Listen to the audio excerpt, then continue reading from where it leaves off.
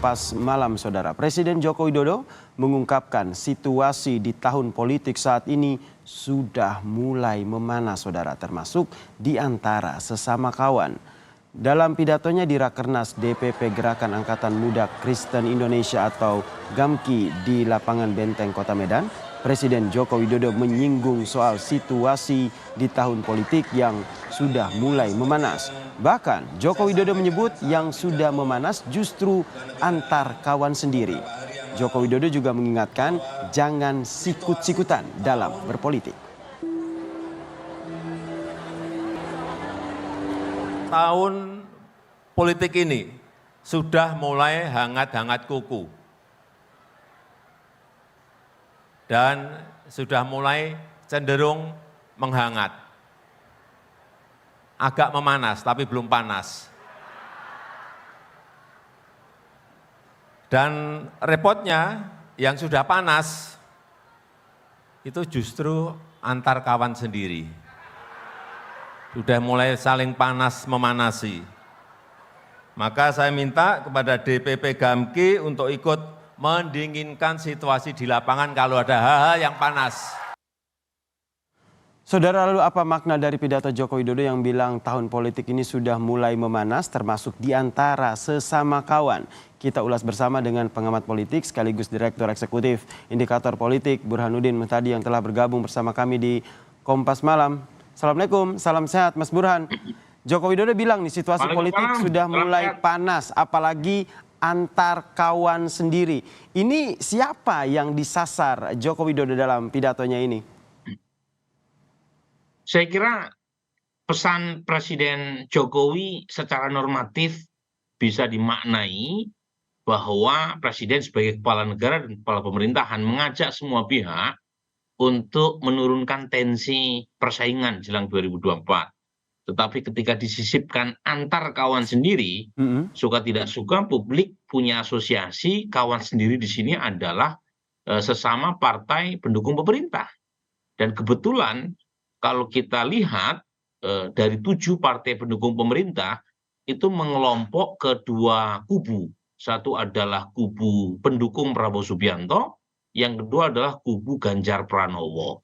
Nah, ini yang saya kira menjadi tanda kutip ya sasaran kritik sekaligus masukan Presiden Jokowi kepada kedua belah pihak agar tidak saling serang karena akan merugikan kepentingan yang lebih besar, terutama bagi proses penyelamatan dan keberhasilan agenda pemerintahan Pak Jokowi. Baik. Jangan lupa Yasir ya, saling serangnya ini kan sudah sampai misalnya pada isu food estate. Ya. Food estate ini kan ada serangan kepada program pemerintah, terutama yang dianggap menjadi tanggung jawab Menteri Pertahanan. Nah, sampai kemudian Presiden Jokowi melakukan klarifikasi bahwa food estate ini tidak bisa cepat membuahkan hasil, perlu waktu. Tetapi yang menarik, isu ini kan dimunculkan oleh partai terbesar pendukung pemerintah yang lagi-lagi tidak bisa dilepaskan dari konteks persaingan antara Pak Prabowo dan Mas Ganjar di 2024. Mas Burhan melihatnya apakah saling serang ini sudah terang-terangan atau bisa saya katakan sudah terlalu frontal begitu sehingga Joko Widodo harus segera mengingatkan bahwa di tahun politik ini sudah mulai memanas dan jangan saling serang apalagi antar kawan sendiri?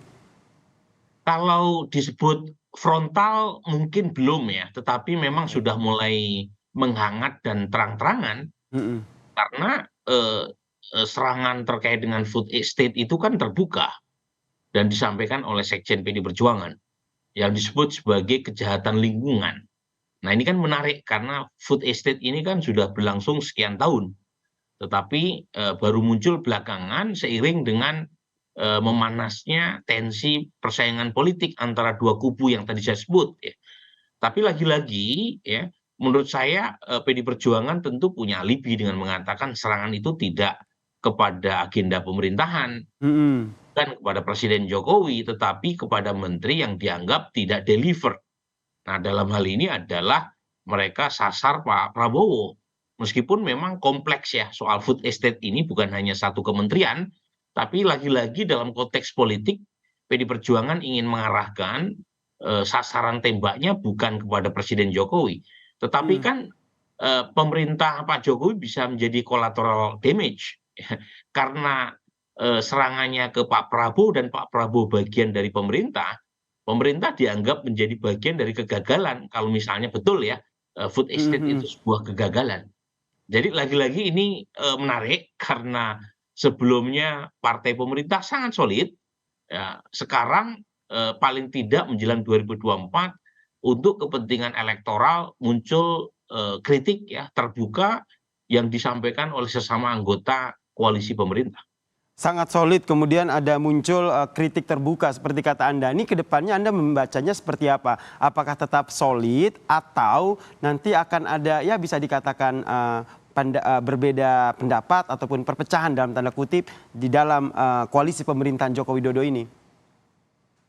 Yang pasti kita harus mulai membiasakan diri munculnya perbedaan-perbedaan antar partai pendukung pemerintah jelang 2024. Mhm. Jadi mengharapkan keseragaman opini dan pendapat di antara 7 partai pendukung pemerintah juga mustahil ya. Apalagi satu di antara partai pendukung pemerintah kan mengusung calon presiden di luar dari apa yang dianggap sebagai jagoan pemerintah ya, yaitu Nasdem yang Mhm. mengusung Mas Anies Baswedan. Dan saat yang sama 4 partai pendukung pemerintah kan meskipun dengan bahasa yang halus kan beberapa kali juga melempar semacam sindiran kepada PDI Perjuangan ya, dengan mengatakan koalisi PDI Perjuangan dianggap kurang egaliter, Mhm. dianggap arogan, itu kan sindiran-sindiran halus. Meskipun lagi-lagi tidak terbuka, tetapi poin saya, ya jelang 2024 kita akan semakin sering mendapati pertarungan yang kira-kira itu merepresentasikan kepentingan elektoral, gitu ya. Karena kalau dilihat dari sudut mereka adalah bagian dari pemerintah kan nggak ada bedanya. Tapi Mhm. Presiden Jokowi Yasir itu punya kepentingan untuk menjaga soliditas partai pendukung pemerintah. Karena kalau misalnya serangannya makin frontal, itu akan mengganggu agenda pemerintah jelang berakhirnya masa jabatan presiden. Nah itu dia tuh Oktober tahun menjaga depan. soliditas, kondisivitas politik jelang pilpres nanti. Nah dengan adanya pesan yang disampaikan oleh Joko Widodo dalam pidato ini, apakah ini juga akan menjadi sebuah warning begitu buat parpol yang tadi disebut saling serang begitu, bahwa kedepannya mereka tidak akan saling serang lagi? Ya, meskipun tentu warning itu sudah dikirimkan, Mhm. Presiden Jokowi sendiri kan langsung melakukan klarifikasi ya terkait dengan food estate ya. Jadi itu kan bisa dibaca sebagai satu bentuk narasi politik bahwa Presiden Jokowi tidak berharap ya anggota partai pendukung pemerintahnya saling serang terkait dengan program pemerintah. Tapi tidak ada jaminan, Tidak ada tidak ada jaminan ya? jaminan Mhm. serangan antar partai pendukung pemerintah berhenti. Karena ini simpelnya begini Yasir, Mhm. di antara 3 capres teratas, itu top 2, Mas Ganjar dan Pak Prabowo itu dua-duanya partai pendukung pemerintah.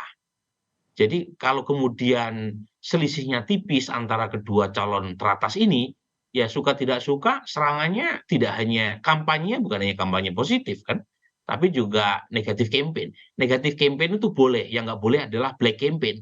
Ya, Jadi saling membuka aib dan kelemahan pihak lawan secara teknokratik itu boleh. Yang tidak boleh adalah black menggunakan politik campaign. identitas, black campaign, SARA itu tidak boleh gitu loh. Jadi lagi-lagi ini apalagi jangan lupa, Mhm. keduanya kan memperebutkan blessing-nya Presiden Jokowi kan, karena Betul. popularitas Pak Jokowi yang tinggi. Jadi Mhm. pada titik tertentu memang suka tidak suka terjadi serempetan gitu ya, antara kubu Prabowo dengan kubu Ganjar Pranowo terkait dengan bagaimana cara memenangkan 2024. Nah, Cuma serempetan ini tentu saja harapannya Mas Burhan tentu tidak berujung pada saling serang ataupun konflik yang berkepanjangan begitu, karena harapan dari Joko Widodo sebagai presiden adalah menjaga kondusivitas dari dinamika politik. Nah, langkah ke depan yang menurut Anda akan diambil oleh Joko Widodo seperti apa? Terakhir. sebaiknya Presiden Jokowi sering-sering mengumpulkan partai pendukung pemerintah, Mhm. terutama adalah para ketua umumnya. Kemudian setelah ditetapkan eh, capres dan cawapres oleh KPU, Presiden Jokowi mengundang semua bakal capres dan cawapres, termasuk Mas Anies. Kalau misalnya Mas Anies berhasil mendapatkan tiket dan didaftarkan resmi ke KPU. Jadi supaya Presiden Jokowi tidak dianggap menganak emaskan beberapa calon tertentu.